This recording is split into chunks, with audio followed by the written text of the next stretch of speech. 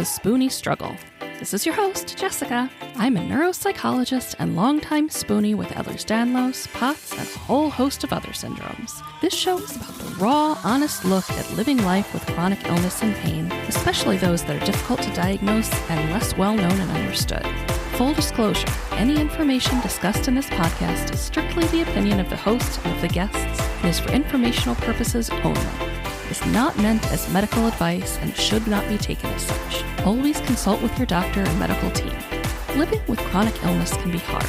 If you ever find yourselves or someone you love in crisis and need someone to talk to, you can always call the National Suicide Hotline Support Lifeline at 1-800-273-TALK. They offer free and confidential support in the USA 24/7.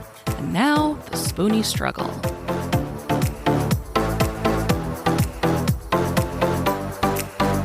Hello and welcome to the Spoonie Struggle. This is your host, Jessica. Today we discuss Lara Bloom's Ehlers Danlos story. Today we have a special guest. Lara Bloom is the president and CEO of the Ehlers Danlos Society and is responsible for globally raising awareness of rare, chronic, and invisible diseases, specializing in the Ehlers Danlos Syndrome's hypermobility spectrum disorders, HSD, and related conditions. Lara manages coordinated medical collaboration, raising funds for research, and focusing on the global progression of EDS and HSD. She speaks at conferences all over the world, lecturing to medical students and professionals, and support specialists in the field by offering her experience as a leading patient expert. Commemorating 10 years in the field of patient advocacy, Lara was officially appointed as a professor of practice in patient engagement and global collaboration at Penn State College of Medicine, USA, on March 11th, 2020. Welcome, Lara. Hey, it's lovely to be here. I'm super thrilled to have you today. And I know before we got started, I was explaining how much the Ehlers Danlos Society has helped myself and my family. So I'm super excited to talk about your story and also hear a little bit about what's going on over there at the EDS Society. Oh, thank you so much. Yeah, happy to talk to you about Yeah, so before we do that, tell us a little bit more about yourself and the work that you do. Sure. So I've been working in this space now for just over a decade. I was also diagnosed with Ehlers Danlos Syndrome at the age of 24, back in 2004, after a 12-year diagnostic odyssey, which looks much like many people's experiences in our community. I think the average time to diagnosis globally is 10 to 12 years, so I kind of sat right bang in the center of the average there. And I think for most people, it's a mix of having these vast multisystemic issues that could be related to lots of different things. You know, you go to your primary care doctor and you might have a chronic pain, widespread. You could have chronic fatigue. You could have some IBS symptoms, and you could even have a random dislocating ankle that you don't really understand why. And no doctor, quite rightly, often would put all of those things together. And if they do, the one thing that they often connect it all with is anxiety and depression. And so I think that that's the story that we see kind of everywhere. And when I was younger, I certainly had my struggles with that and was very frustrated and not really being ever taken seriously and not really being believed and not getting my diagnosis despite really being quite textbook in my presentation for definitely a kind of connective tissue condition, if not someone knowing exactly that would be EDS. And it was finally a dietitian actually that put everything together and thought I had Marfan syndrome. And that got me eventually to a genetics clinic and there my diagnosis was given. But yeah, it was a long road. Unfortunately, it really pains me both physically and mentally that it takes so long for people to get diagnosed because there can be such harm to the body and to the mind if it takes that long. And I know a lot of people have been misdiagnosed with other things. And myself, actually, I was diagnosed with fibromyalgia and told, well, exercise, do yoga, do stretching, all things that the way that I went about it ended up causing harm to my body for about 14 years before I was formally diagnosed. So it's a really big problem, and one that I'm grateful for the EDS Society for really taking charge and getting that and disseminating that information. Yeah, no, and you raise a really good point, because all those things you listed are actually really important things and Yeah. great things, but when done properly through the lens of EDS. So, there is no treatment, there is no cure for EDS. And so really the only thing to turn to are the holistic options out there. And movement is really the best friend of Ehlers Danlos Syndrome and HSD, hypermobility spectrum disorders. And that movement has to be done in the right way, because the absolute enemy of EDS and HSD is deconditioning. And that happens after all those years of waiting for that diagnosis, where you've got very legitimate pain and fatigue preventing that movement, to then kind of go, okay, well, you've got this condition, go and move and do everything you can. If that's done in the wrong way, coming from a place of really bad deconditioning, it can be tremendously harmful. And throughout the world, we see no system set up the right way for chronic. It's always set up for the acute. So you have an injury, you get prescribed 6 weeks of physical therapy, and then you're cured, right? Well, with a chronic condition, that you need physiotherapy for the rest of your life. And there is no country set up right at the moment to give that long-term care and to help with diet, to help with what kind of vitamins you could need. And the reason for a lot of that is because there's a lot of published evidence about movement and physical therapy, but there's not really on anything else. The diet, the painkillers, what is the right thing, what's the wrong thing, what supplements work. We just need more and more research. And I think once we have that, and it's changing and it's improving for sure, that's when we'll start to see a lot more that people feel like they have the ability to try, because there is that kind of peer-reviewed evidence-based research, and people don't feel so on their own. Absolutely. And even physical therapy, it's key to have a proper diagnosis. I've been in physical therapy for half of my life, and it was all strengthening and stretching and things that really truly did do harm to my body and inflamed my muscles and made my joints even more lax, because we didn't know what it was. And now I finally have a diagnosis. I have a fantastic physical therapist, and physical therapy looks very, very different, but I've come a long way physically through this new physical therapist, because we're actually targeting things properly. Absolutely. It's fantastic. Yeah. Diagnosis really is the start and the foundation for everything. I agree. And I think it's important that people know that, because I had a lot of doctors say, well, you don't really need to get diagnosed for EDS. I mean, you're just going to do physical therapy anyway. So why do you need that diagnosis? And that's exactly why, because then you know how to tailor the treatment. Absolutely. So I know this next question is a little silly, and after I ask it, I'll explain why I ask it to everyone. So what is your current pain level from 0 to 10 right now? Well, that's a tricky question, because Exactly. I think the thing with EDS is how sporadic it can be. So right now you're talking to me on quite a flary week, and not completely spontaneously. I had my second COVID vaccine on Saturday, and I had COVID, and which turned into pneumonia last March. So I can say, despite feeling pretty yuck right now, I'll take this over COVID any day. So I had the Oxford jab, and I was lucky to be in the priority list. When I say lucky, I was lucky in terms of the vaccine rollout to be on the priority list, not because of my EDS actually, but because of 2 immune deficiencies that I have that happen to, fall under this list that I think often doesn't always make sense. I definitely think that EDS should be on that list, especially some of the rarer types. And I would have loved to have seen more consultation with governments on deciding those priority lists. But there we go. Here we are. And finally, a mass rollout is happening. So I had my second vaccine, and I think I was on the whole fine. I had a kind of tachycardia almost immediately, which I didn't have the first time, which kind of settled after 24 hours. But since I've been left with this kind of background head thing going on, where the only thing I can relate it to is almost like motion sickness, where I feel really dizzy, kind of background nausea, background headache. And I say background because it's not like, wow, this is knocking me out. It's just irritating, and it won't go with painkillers or with rest. It's that kind of fatigue that sleep doesn't help. And I think what I have heard is that the vaccine is triggering our worst symptoms.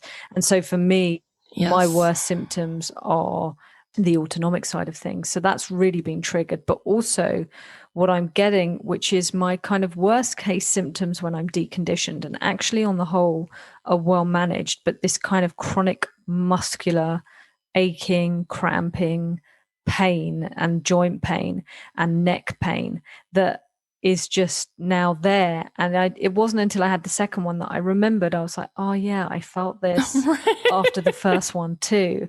And it's, the thing that helps that on the whole for me is getting to the gym and moving in the right way and using the rollers and doing the right stretches, not the stretches that stretch you out too much, but just the right kind. And, all of that toolkit that I've assembled over the years of what helps, I'm kind of not really able to do right now. So then, as I think you may relate, but it takes months and months and if not years to build up muscle, and it takes what feels like minutes to lose it.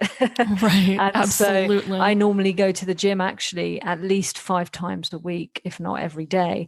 And people hear that and think that's so intense, but I'll just sometimes go and stretch out, do 10, 15 minutes on the treadmill or on the rowing machine just to move, because otherwise, my 9 to 5 is sat, literally not moving at a desk, not finishing work till 6, 7 o'clock at night. And if I did that every day, I would just be crippled in pain. So I do push myself to get to the gym because it is my way of movement. I sometimes cycle there. It's just literally 5-10 minutes down the road. So it all works until it doesn't, right? So, I had the vaccine, I'm in pain, I can't get to my toolkit of things that help. So right now, I would say a very long way of answering your question. I'm probably sitting at a 6 or a 7, but on the whole, I tend to sit probably at a 2 or a 3.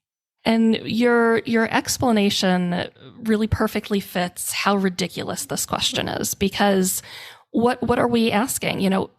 It's not really encompassing your entire experience. And you name different types of pain and different types of discomfort and different, you're in a flare. So that's different than what things are currently. We really need to find a different way in medicine to describe what someone's experience with pain is, because it's really not accurate. It's not painting a proper picture of what people are going through. Absolutely. And I was actually going to follow up with saying that when you come to a condition, a disease, an injury new, you may also report that number very differently to what you would after a year of, a lifetime of all that chronic pain. Yes. So I remember when I was younger, dislocating something or spraining an ankle that I might have said a 10. I don't think I've used the number 10 in a very, very long time, because when you experience pain so consistently and regularly over such a sustained length of time, you realize that number, numbers 8 to 10 are really reserved for things that are just mind-blowing pain. And, I'm very grateful that I very, very rarely experience that. And I'm delighted to say I can't remember the last time I did experience that. I think it's always been usually connected to a really bad knee dislocation. I have a way that my knee dislocates that always hits a nerve, and it's that 10 plus. It's like my brain just exploded. It hurts that much. But you don't realize a 10 until you've had a 10, if that makes sense. And I feel like absolutely, unfortunately, we become experts in that pain. And so you don't easily give out those high numbers, because you need to have a place to go where not just those around you realize, okay, this is bad, but also you. It's like, okay, when do I call the doctor? When do I go to the emergency room? You kind of create and compartmentalize your experiences into, yeah, this sucks, but it's not dangerous, to this is bad, I should tell someone, but I don't yet need the doctor, to this is the doctor, to this is the emergency room. And that's all done through self-teaching and learning. And that sucks that you become an expert in yes, that chronic health, and only experience gives you that. And that, so you see often two things can happen when you become chronically ill or have been all your life.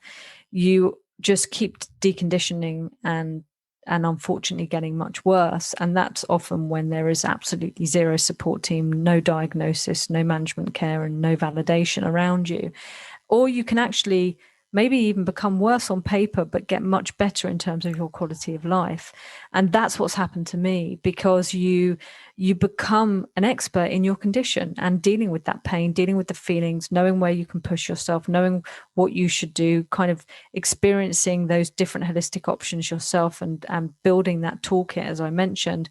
And so often that is done by the individuals. And I wish we got to a place where the healthcare system was set up so that A, your diagnosis came as soon as your symptoms began, and B, that when you got that diagnosis, you were then put on a dual pathway, both psychological and physical, that was given equal importance, because people don't realize the emotional and psychological support you need to deal with that very physical issue. And people are almost threatened by that, because they think, oh, they've spent a lifetime being told it's in their head, to then get a diagnosis and then be offered counseling or CBT or mindfulness, they then think, oh, you still think it's in my head. But there is a very important bridge between the mind and the body. And if that's not built and strong and structured, you're never going to get to a place physically where you have a quality of life. Absolutely. You mentioned that your dietitian thought that you had Marfan's.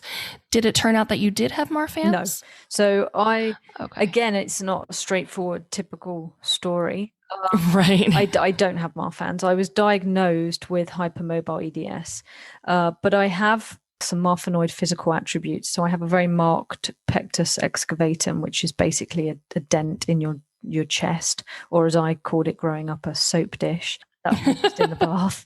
And I have very long, flat feet. I have, long face, long fingers. So there was enough there that an inexperienced dietitian who just knew a little bit about heritable connective tissue conditions looked at my experience, my medical history, and thought Marfan. And I was kind of given all the tests, and a very experienced geneticist was able to give me that diagnosis. But as the years have evolved, I've developed some unusual tissue fragility, which isn't usually seen in hypermobile EDS. And there is question whether I potentially have a rarer type that the gene is not yet known for. I have had a genetic whole exome sequencing done to rule out the known types, but so it's kind of a bit of my condition is my diagnosis is Ehlers Danlos Syndrome, probably type yet unknown. And I don't really often talk about that, because I think people are even more confused, and it might be that actually it is hypermobile EDS. And I think for me the point is I don't really care, I just, having that diagnosis of EDS is helpful, even if it turned out that it ended up being HSD. I don't mind as such, as long as that whatever that diagnosis is leads to validation, management, and care. And I think that's what we need to improve with all the types of EDS and HSD, because we're not yet there. I agree. Did you have any other misdiagnoses along the way, especially before the dietitian brought up the possibility of Marfan's? It was never so much misdiagnoses. It was just kind of it not being acknowledged as an umbrella cause. So I fractured my wrist 27 times growing up. Ooh. And it was nothing to do with my bones being fragile. It was because all the ligaments and tendons in my wrist were just almost disintegrated to nothing. And so the bones were kind of banging against the bones. So I ended up having both my wrists fused. I had something called a scaphoid lunate stabilization. So I had pins put in the wrist when I was, I think, 18, and that was my left wrist. And then another fracture happened on my right, when they then scanned it, and they were like, that's so weird, it's exactly the same on the right. Now at that point, an otherwise, in inverted commas, healthy individual teenager, that would trigger an alarm. But instead it's just, okay, it's cool, we'll just do the same operation on the right wrist. And I was like, yeah, sure. It was actually the only surgery I've ever had that worked, because it was on bone rather than tissue. Okay. And again, I had like polycystic ovaries, endometriosis, and I had lots of surgeries on that, and bowel sticking to my pelvic floor, and all these things that are legitimate diagnoses and can all happen without EDS. And still, I don't know if any of those diagnosis may be completely unconnected to my EDS. You just don't know. We don't know enough yet. So I just kept collecting these individual diagnoses without anyone ever saying, is there something else going on? And of course, also consistently being at the doctor, just saying, my chest hurts, I can't breathe because of my pectus. And that being an absolute, like, on the top of the list of so many connective tissue disorders to think of as a physical attribute. You know, you've got this kind of skinny girl that bruises easily, you know, these physical things that should have triggered things, and nobody, you know, I saw rheumatologists, orthopedic surgeons, and you know, GPs and GI people and gynecologists, and no one ever thought big picture. It was all just treating the siloed issue. And I think that's the world we're living in, and that's the problem. So people collect these multiple diagnoses where actually it might just be you've got EDS and it causes these things, or not, or you may be just lucky enough that you do have all of these different things. You know, we don't know enough about the comorbidities. Is there this relationship causation, or is it just a relationship there that we don't understand? Is it actually caused by the EDS? What do we need? You know, the autonomic, the GI, the mast cell, the Chiari, we just don't know, you know. So it fascinates me. And I think until we do understand that and some of those pathways, and I think the HEDS study is going to really unravel a lot of this, we just can't really say why these issues are happening and why we're seeing such prevalence in these certain comorbidities amongst the EDS and HSD community. Absolutely. And in addition to the PCOS and endometriosis, do you have any other associated conditions that they think might be kind of in the EDS type of world? Yeah, you know, all of the above, really. I've my POTS has always been, you know, my POTS came on after an infection in my liver back in 2007, and it was so bad for the first 18 months. I was actually in a wheelchair anytime I needed to leave the house, and so went from a place of having to be highly medicated with my POTS to, on the whole, managing it with hydration and movement. So that's been a real success story for me. I really came from a very, very disabling point with my POTS to really quite functioning, and realizing the addition of movement and strengthening my muscles was just absolutely essential in that. And sure.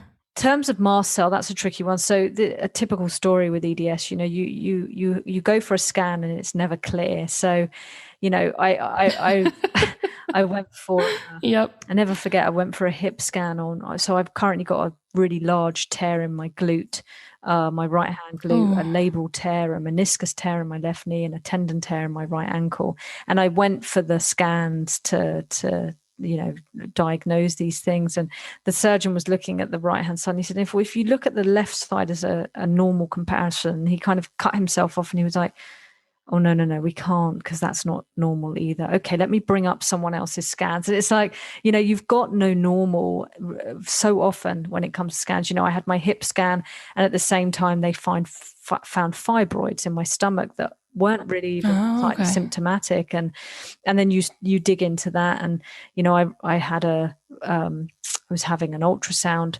for my endometriosis, and my pelvic floor was stuck to my bowel was stuck to my pelvic floor, and during scanning they found out that my liver had prolapsed, so my liver sits on my pelvic floor, you know. So all these odd things that aren't as typical in HEDS but are in a connective tissue condition. I also have my cerebellar tonsils sit lower, so a Chiari there, but nothing that would require surgery, but it does, you know, cause me symptoms. When they were looking at my polycystic ovaries, the specialist, I'm very lucky to have seen a specialist who's very knowledgeable in EDS, and they were convinced it was something to do with my bladder. And I was like, no, my bladder's absolutely fine. I don't have any issues with my bladder. And he was like, well, while we're inside, let me also do an examination on the bladder, and found that it was completely crystallized over with infection, really overly stretched and hypermobile, and covered in mast cell.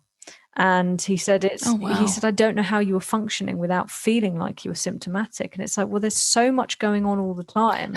You don't know what's causing what. And so I had to have a lot of treatment to try and clear an infection I didn't even know I had. I found, the mast cell on the bladder. I've got the 2 immune deficiencies. I have supraventricular tachycardia, so SVTs. I've had to have 3 ablations to try and fix that. There's a lot going on. On paper, it looks pretty scary, to be honest. And then you kind of look at the way I live my life and how I look, and the two don't really add up. And I think that is a blessing and a curse. I agree. And I also think back to what you were saying earlier when we were talking about the pain question, that I understand that there is central sensitization syndrome where sometimes we're more sensitive to pain. However, my experience, and it sounds like the experience of a lot of folks, is that we actually are sometimes less sensitive to it because it's just normal background noise. We're always in pain. We can't always feel at an 8 or a 9 or a 10. So if it's like a 7 or less, it just goes into the background. And so we don't notice all of the things that are going on because there is too much and it's so chronic. Yeah, no, absolutely. I mean, I've walked around with injuries that they've been like, I don't really know how you're walking around. This is like an athlete's injury, that it would be immediate, can't walk, coming in and tendon almost in half, and you're just walking around, wow. and or it happened from rolling over in bed. And so when you live like that and with a body like that, what I'm walking around with right now is big tear in that glute, that labral tear, that meniscus tear, that tendon tear. Each individually would cripple many people, and I'm at the gym 5 times a week and walking sometimes 5 miles a day. And that is because I know that surgery is the enemy of EDS, and usually all of those tissues will tear again.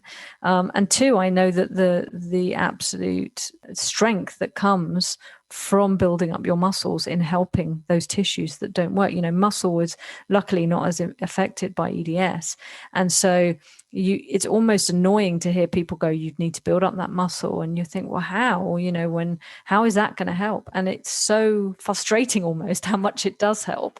But it's, I'm living evidence of that, because if you look at my scans, and I've had like now 3 or 4 opinions, because, the people that don't know EDS so well go like, well, we'll operate, no problem. It's not that big of a surgery. Right. And then you speak to someone who knows EDS and they're like, do not even think about it. And so, but a lot of people don't have access to those people. So they have multiple surgeries, they decondition, everything gets weaker and it will re-tear. And so it just goes back to having that access to people that I know how privileged I am to have that access. And that's what's given me a quality of life. But I'd love to get to a point, and we're working really hard to get to a point where that is, the rule and not the exception. And if I recall from your story, you had said that you'd had a lot of other surgeries, and other than the surgery that you mentioned before, you really regretted the other surgeries because of what happened after and how surgeries tend to react with people who have EDS. Yeah, I mean, pretty much anything I've had. God, I mean, I think well over 15 general anesthetics and surgeries pre-diagnosis. So, in 24 years, I had a lot, and pretty much none of them were successful. So there really is definitely a need for that education, for people to realize, we're human nature. You've got a problem, you either take a pill or have a surgery, and then it's gone. And so to psychologically get over the fact that you've got a problem that most other people could have a procedure on to fix, that you're kind of told, but that wouldn't help you, is a really big deal to try and come to grips with, to be honest. It's a lot. Yeah, absolutely. Did you find along the way that when you reported your symptoms to your doctors before you were formally diagnosed with EDS, that they listened and that they really tried to do a thorough search? Not really. I think sounds about right. I never really was seeking a diagnosis. So I was never really seeking a diagnosis, because I never knew that there was one to seek, if that makes sense. I thought actually I was just incredibly unlucky to have all of these different things wrong. And that's what doctors told me. You're unlucky. Sometimes you're a hypochondriac, you're a klutz, you're accident prone. I remember even being told by one doctor that if I was a dog, they'd put me down. Oh my goodness. Yeah. So, I mean, really not good things for a teenager growing up to hear No. so it was never that we need to find a reason for this. It was always just, well, what now? And you're just so unlucky, or just really bad at coping with pain. And I now know I've actually got a really unusually high pain threshold. Yes. So, that wasn't true. But I think it was much more. The thing that I do remember is it was always surrounding my breathing and my chest pain, and that I used to go to the doctor a lot because first they were like, "Oh, you're asthmatic," and then none of the asthma stuff helped. And to me, I'd look in the mirror and I'd be like, "Well, I could see a very physical reason why these things could be happening," and no one seemed to address the pectus or even bring it up. It was always just growing pains, or they would just say the shape of your chest, but they would never really look into it further. And or of course give the usual anxiety or the panic attacks. And I'd be like, no, I can't breathe. And there feels like that this makes sense when I look at myself as to why that is. Absolutely. And only now when again seeing like cardiothoracic surgeons post-diagnosis where they're like, you have a very, very marked pectus, and I only wish we could have seen you as a child because you would have been offered surgery to fix it. But now as an adult, it would be horrific surgery. And so we can give it to you if you want, but it will be painful, and it will it will probably still work to make you feel like you can get a deeper breath. I've suffered recurrent bad pneumonias all my life, which are one in part to having immune deficiencies, one of them being the one that prevents pneumonia, but the other one being the fact that because of the shape of my chest, I can't then clear my chest easily. So it's like this, double-edged sword that comes with that issue. And so I do wish there's a lot of things. I wish I didn't have as many surgeries as I did have on the wrong things. And I wish I could have had that surgery to fix my chest, because I think I would have benefited it a lot as an adult. It's amazing that so frequently doctors notice symptoms and make a passing comment on things, but never actually look further into it. Mm-hmm.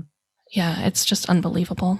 What have some of the other challenges been along the way, especially with day-to-day life and, relationships and just navigating your chronic illnesses? I think it's been an unusual journey, largely because of the job I do.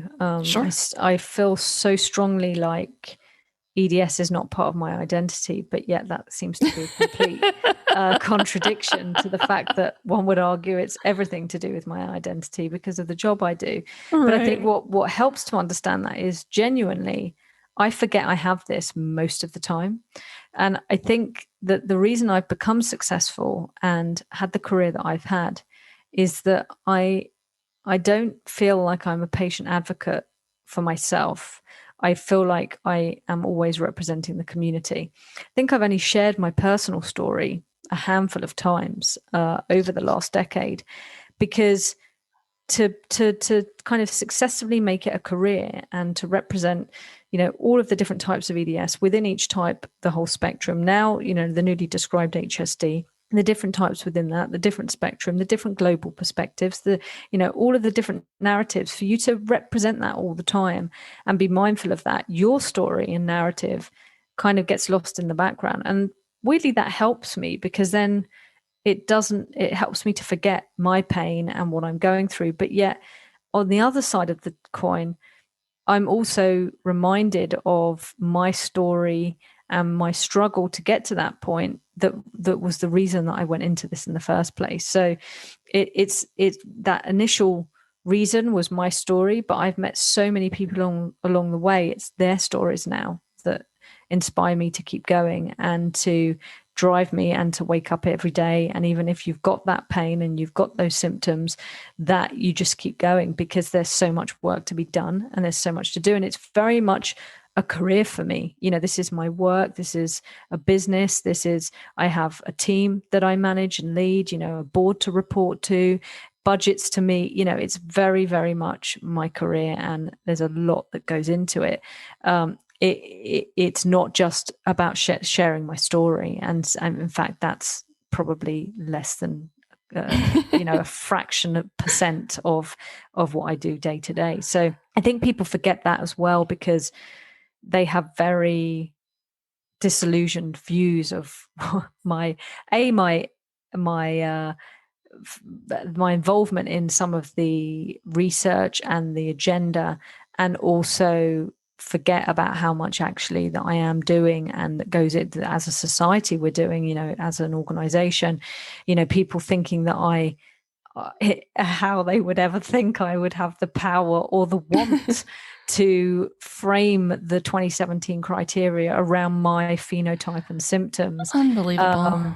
Which I've read, countless times, which makes me chuckle each time, but also makes me heartbroken that people would think that, that's my character, that I'm not sure what people think I would get out of that. I don't actually even meet that criteria because of the reasons I've already discussed with you.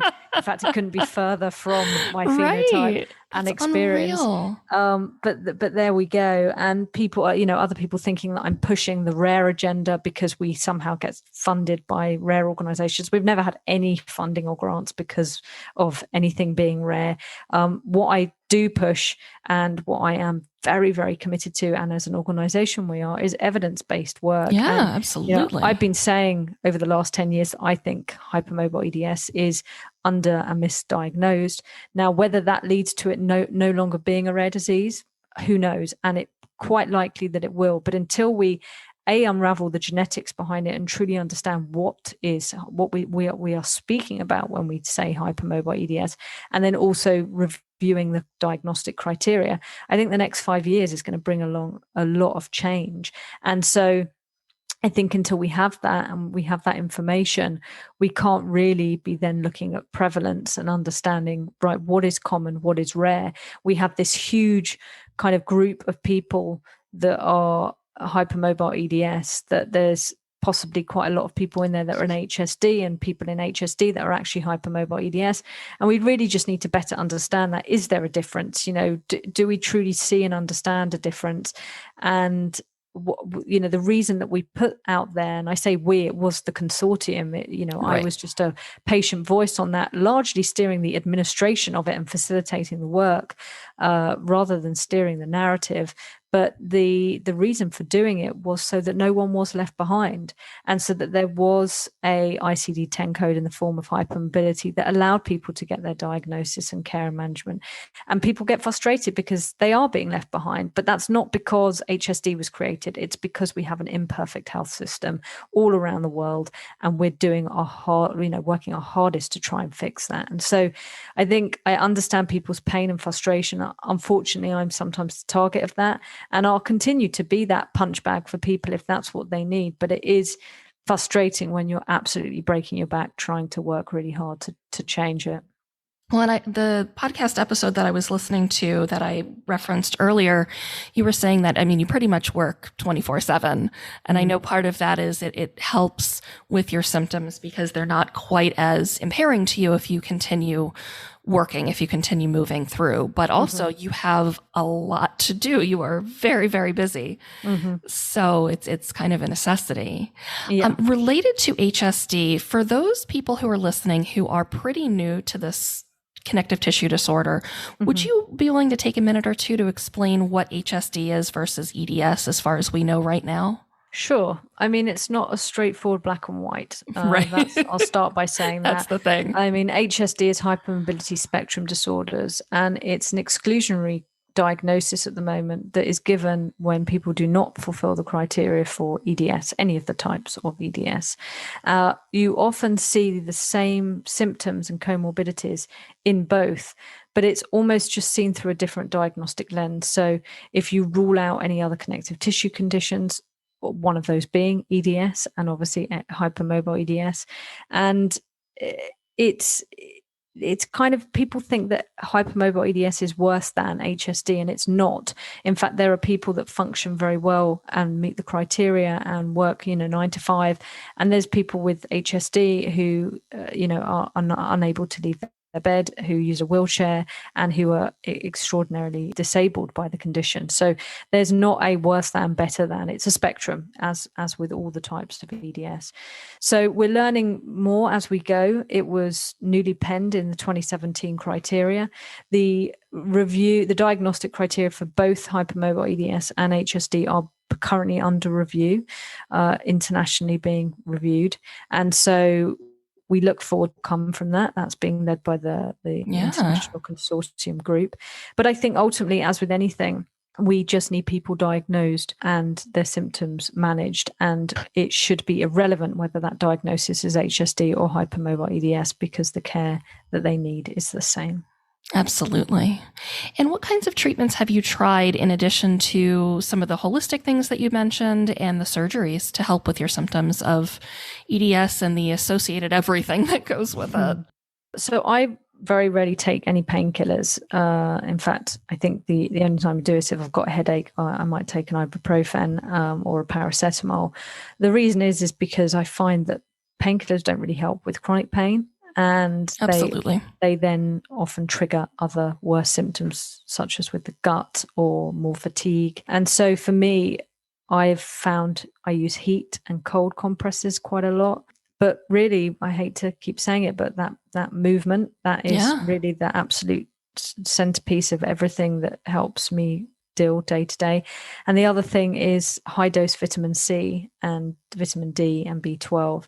And that was introduced to me as part of a trial when I was diagnosed with my immune deficiencies, to take 2,500 to 5,000 milligrams of vitamin C in powder or liquid form a day.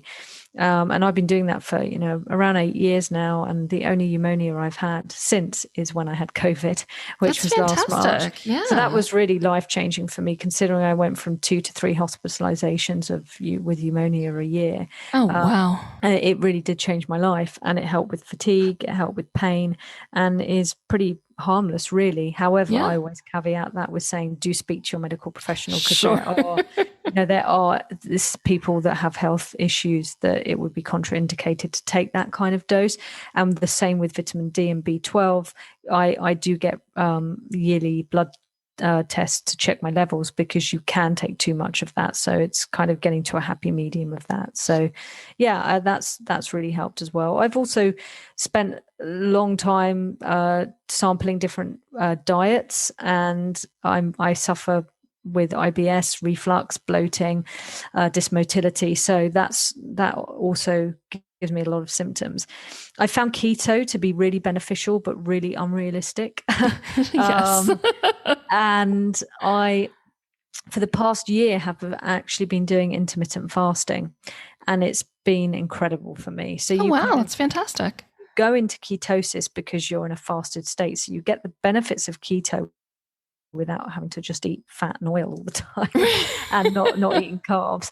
And it takes away, for me, the word diet, it can have unhealthy associations anyway. And I found that whenever I was, really focused on a diet or a way of thinking, I didn't like how much overthinking I had to do when it came to food. I just kind of wanted to, as far as I could, eat what I wanted and not really think about it. And so that's why intermittent fasting for me has been fantastic. When I do eat, I eat what I want.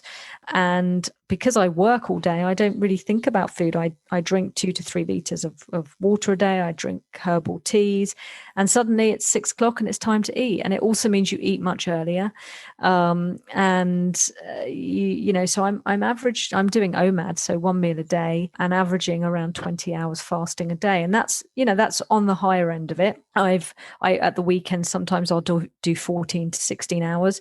If I'm feeling, when I had my vaccine up until yesterday, I was only doing 14 hours because I didn't feel that great. So always listen to your body and change. There's no rules, you don't need to impose rules on yourself. But I do know that for me, it's been the most long-term, sustainable, successful thing that helps all of my symptoms, and that is very, very manageable and realistic for me to do. So again, everyone is different, and I'm not saying people should go out there and fast 20 hours a day. That's just might be my personal experience. And I think there are other people that having just that one meal could trigger insulin spikes and all sorts of other things that might be negative for them. So I think everyone just has to try what works for them. Everyone is different. And I think even when we all have the same diagnosis, we've got to be mindful of that spectrum.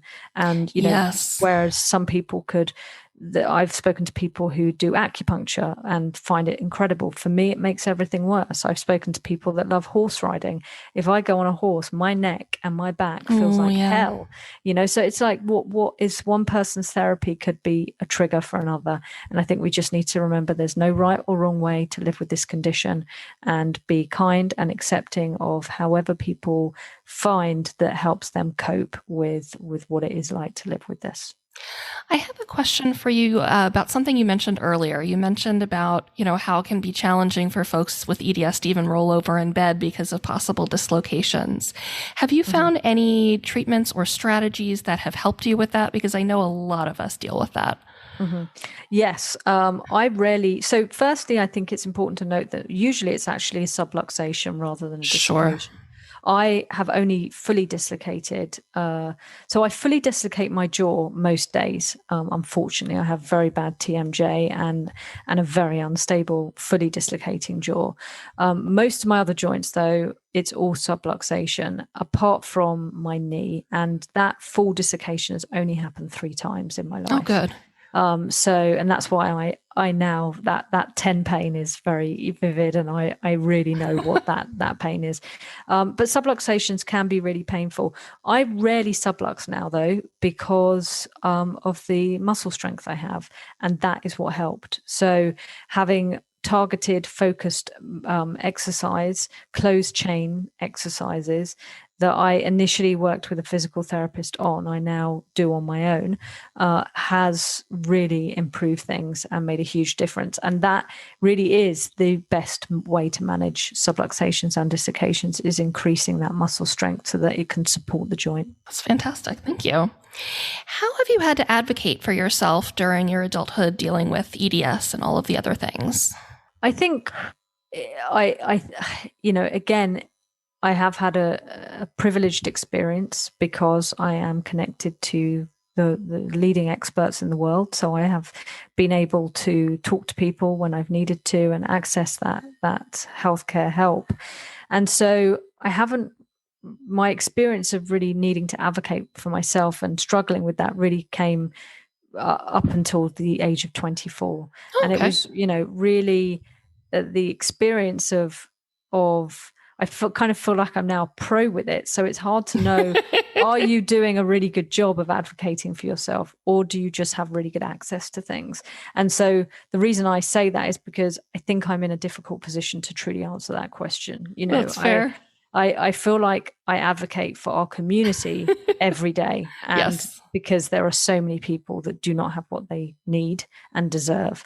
And I do have what I need and deserve. And I don't know if that's because I've done a really good job of advocating for myself or because I'm in the position I'm in. I think it's fair to say it's probably because of the position I'm in, but I try and help, that I rarely a week goes past where I don't have a friend or someone that contacts me and says, can you help someone that's just been diagnosed with this? And then I realize, just how much you realize you've got those tools and those things that can help you to advocate for yourself in a way that will really change things. That's fair. Related to that, what do you feel like has been your greatest triumph against EDS? I think it has to be completing the marathon. So, well, a few things. So I think physically completing the marathon, because, before doing the marathon, which is back in 2011 now, I couldn't walk more than 1 to 2 miles ever in my life. I was stopped by pain and fatigue. And I was one of those people who you get told, move, build up your muscles. And you just kind of almost want to stick 2 fingers up at everyone telling you to do that. And then when the focus was raising awareness, raising funds, and telling the story of EDS, and, oh, by the way, to do that, you're going to do the marathon. I was like, okay, so it's going to be less annoying, people telling me what I think I know. And, I know I can't do that because it hurts and because my body won't let me, to kind of just hold your hands up and go, okay, I'm going to trust these professionals. I had an incredible team around me, well experienced in EDS, who pushed me to a safe limit and made me realize the difference that having a body with muscle strength and, improving your proprioception and all of those things that I struggled with, how much that would help. And so although I fractured my foot halfway through and, although I would never recommend anyone to go to the extremes of a marathon, the process to get to that finishing line and the lessons that I learned along the way have been hugely, pivotal in everything that I am able to do day to day now. And I would guess professionally, the greatest accomplishment was being appointed a professor of practice last year. Yeah, in congratulations. And global collaboration at Penn State, because it felt like truly the 10 years of all of the work that I've done came together in the most wonderful way, and to be acknowledged in that way was just amazing. That's fantastic. Let's talk about social support. How does it help you and how do you use it nowadays?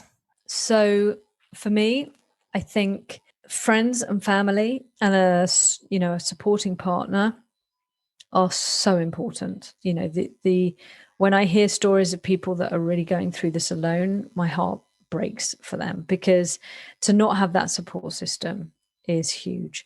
And I think even when you have a support system, or whatever that looks like, whether it's friends, family, a partner, even for the most understanding support system, it's really hard to understand and to stay in tune with EDS and what it can bring.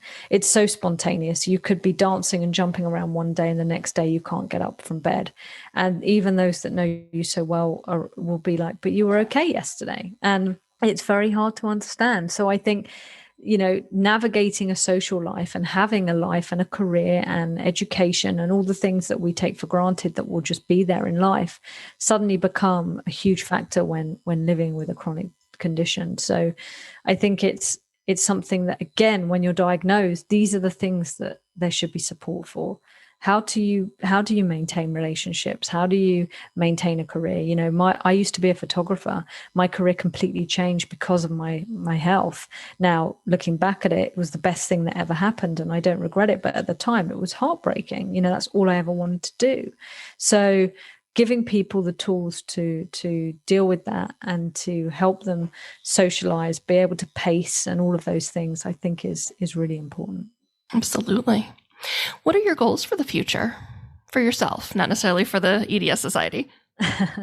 So a definite goal, I think, a short-term goal is to get back out there traveling with work, because to me that's huge, getting out there and meeting people. And I think that personally helps me as well, because like you mentioned earlier, when I'm busy and moving and doing things, it also helps my condition. So I'm really looking forward to getting back to a place where I'm able to not just be sitting at a desk, for 7 to 9 hours a day, and really getting out there and meeting the community. So that's a big goal. I think certainly for those that follow me on social media, you would have seen that unfortunately last year we lost a baby. I'm so sorry to hear that. Yeah, so I think starting a family and having kids is certainly a big goal for me and for my wife, that I think is going to be very interesting to a challenge with work, with my health, with everything in between, but something I'm very much looking forward to. Excellent. Yeah, as a parent with 2 children, and both of them have special needs, and I guarantee you they will have EDS when they're old enough to be fully assessed. It is challenging, but it is wonderful. Yeah, it really is. Do you have any worries, fears, or concerns about the future? I think for me personally, I'm 41 now. I hope I will always remain able to dip into my toolbox and to stay on top of my pain and strength. And I think what scared me, the last year for me has been incredibly hard, physically and mentally. Sure. With lockdown, with not being able to get to the gym, get to do the things that help me, and making me realize just how quickly I deconditioned. That scared me, because obviously that came with them feeling much more symptomatic. And so I hope I can always stay in a place where I can manage that. And I certainly know from people's experience in the community that is by no means a given. And I think I'm ever chased by the fear that we're not going to be able to do everything we need to for our community in time to help everyone that we need. It's certainly better, but there's so much need, and you're reminded by it daily, sometimes by people who are very kind, and others by people who blame you for everything in their life that's negative. And it takes a toll. I tell you, when people say you're the reason things are so bad, and you're like, that doesn't make any sense to me, but that also really hurts. It's a lot. And so the fear of there's so much to do, there's so much research needed, there's so much that needs to change systemically, there's so much need, and there's only so much time, funding, capacity that's there for anyone. And you look at things like cancer that have billions of research funding into it, and still many unanswered questions. We have pennies in comparison, and more unanswered than answered questions. So a long way to go. Yeah.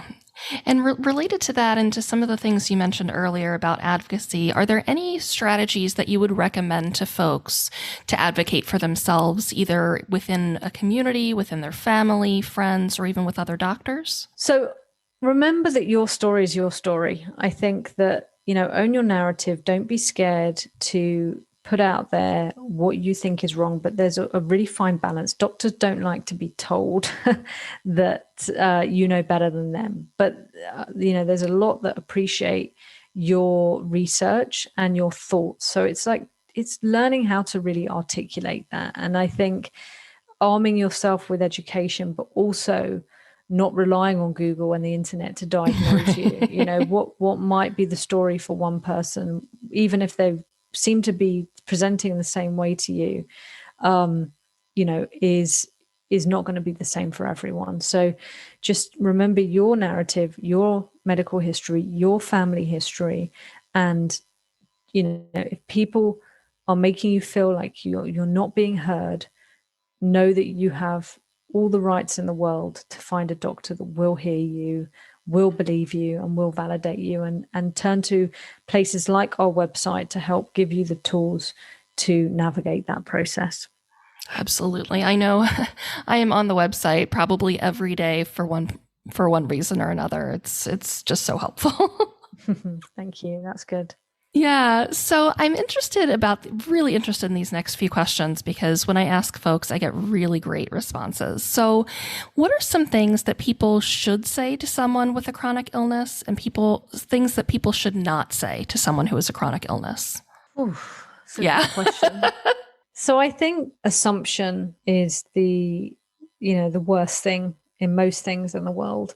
And I think assuming that you think you know what's wrong with someone just because you hear the word chronic condition is bad. I think that whole there's a right and wrong way.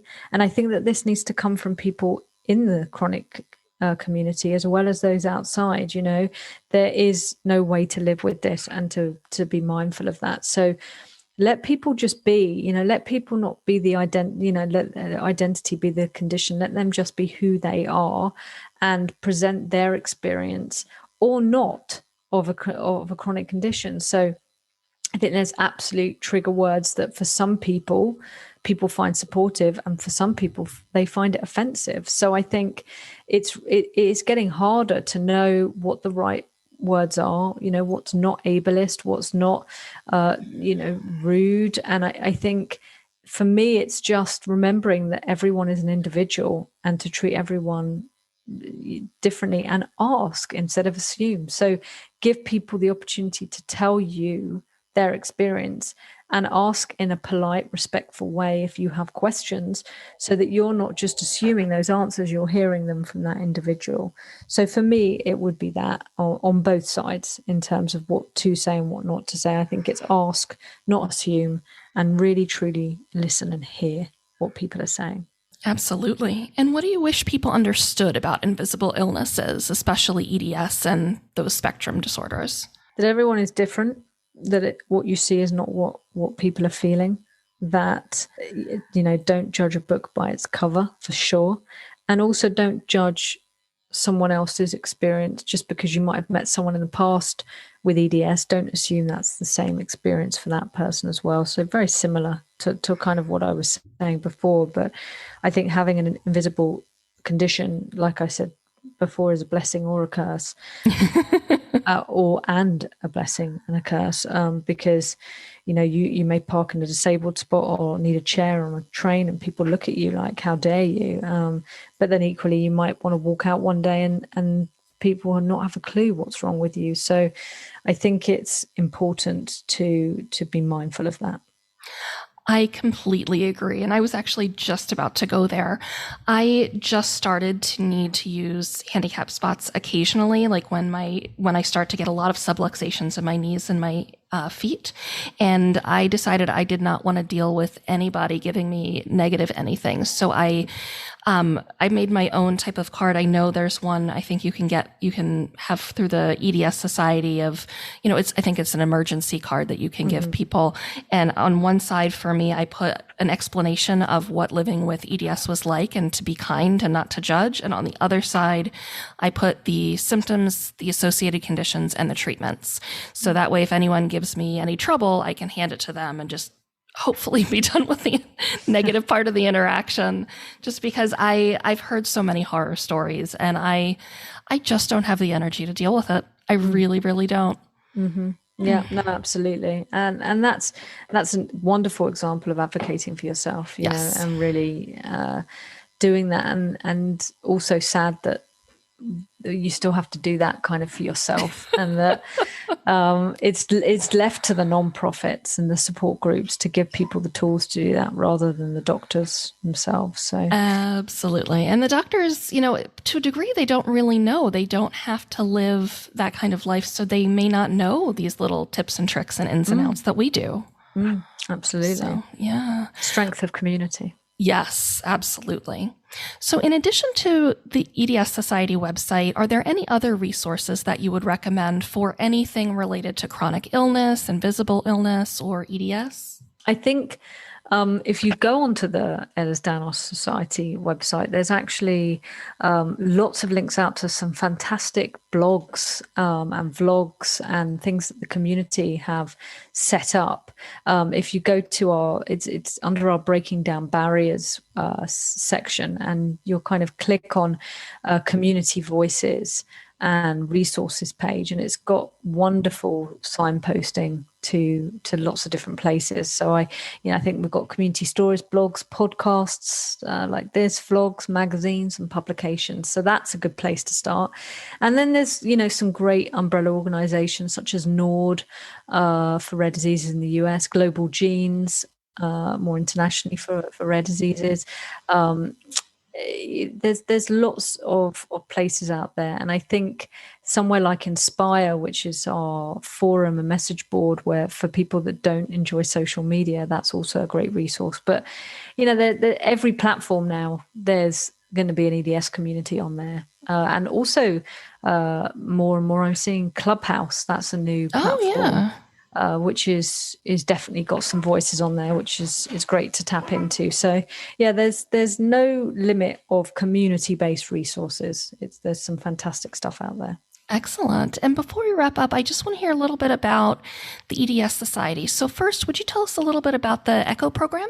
Absolutely. So the Ehlers Danlos Society is doing some fantastic stuff. I have to say, I'm really proud of the organisation and everything we're doing, not least of all of EDS ECHO. So EDS ECHO is part of Project ECHO, and Project ECHO was born in kind of New Mexico, Albuquerque, by a gentleman who was trying to treat hepatitis and hepatitis C, and realized that he couldn't manage the huge long waiting lists, people traveling from all over the country to see him, which sounds familiar to many. And so realized that instead of taking on all the patients himself, he needed to mentor other professionals who could absolutely treat and manage these people, because there's no such thing as a hepatitis C expert. It's lots of different disciplines that care for that condition. And it's so similar with EDS. And it was so successful. It's now rolled out to so many conditions and countries across the world. And we were actually the first rare disease organization to and condition to do it. Oh, wow. And it's been incredibly successful. We do an advocacy one as well. Very, very proud of it. And the format is all teach, all learn. So it's like a virtual ground round. It's an opportunity for professionals to bring cases and present cases and learn the best way to manage them. So it's really fantastic. I highly recommend it to folks, depending on what your discipline is. If you're a clinician, an allied professional, nurse, they have one for peds. They also have the advocacy ones. Wherever you fall, if you're able to sign up, it's so helpful. So I highly recommend it. Thank you. Tell us a little about, first of all, I did have one question. You mentioned the hEDS study. What is that? So the hEDS study is a research study trying to find the genetic causation behind hypermobile EDS. Yeah. And so we've enrolled 1,000 people from around the world, and we're going to perform whole genome sequencing on them and then analyze those to try and hopefully find some genetic causes. And I say causes because it's unlikely to be one mutation. Absolutely. Yes, that's incredibly exciting. Mm. And anything else that you'd like to update us on regarding Ehlers Danlos itself or what you and the EDS Society are doing?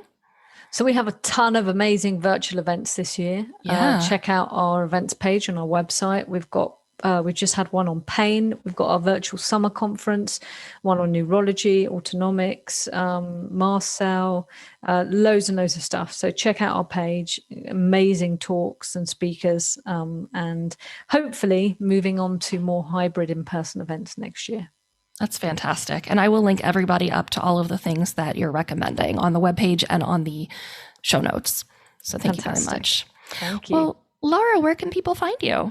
So I think for better or worse, if you type Lara Bloom into most platforms, you'll find me. Failing that, if you go on to larabloom.com, all of my vlog is on there, links to all my social media platforms, a way to contact me, all my talks, and everything that you could possibly ever want or not want is all on there. And please, people, if you contact her, please be kind. She is doing such amazing things for us. Please be kind. I think that's a good note for everyone, really. I think yes, more kindness, more realization that everyone's got their story and got their stuff going on, and just be kind always. And we already have enough going against us and a lot of misunderstanding of individuals with these disorders. So we really need to bind together. So again, absolutely. Kindness. Well, absolutely. Lara, thank you so much for coming on today. This has been a wonderful conversation, and I'm so excited to let people know about what's going on and link people up and hopefully get people more involved in the EDS Society. Absolutely. Thank you for the opportunity. I appreciate it. Oh, my pleasure. All right. Well, that's it for our show, everyone. Join us next time on The Spoonie Struggle.